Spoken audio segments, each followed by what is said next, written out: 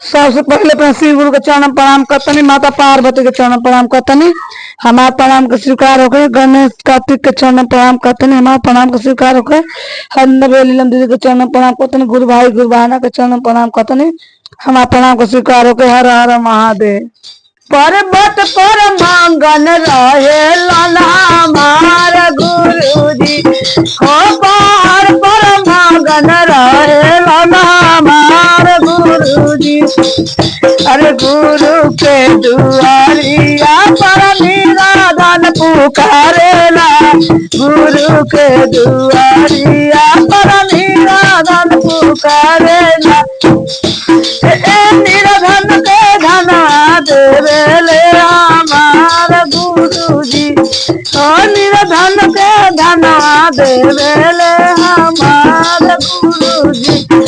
पर्वत पर मांगन रहेले हमार गुरुजी, पर्वत पर मांगन रहेले हमार गुरुजी।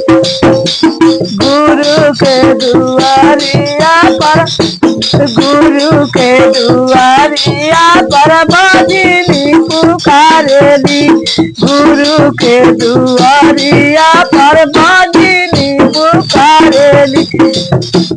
ए बजनी के बालक दिहल न हमार गुरुजी, ए बजनी के बालक दिहल न हमार गुरुजी।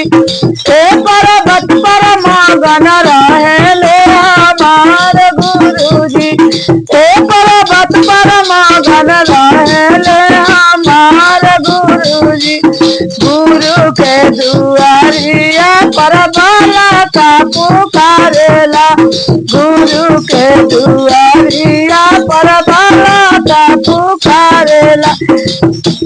ए बालका के बुधिया देवेले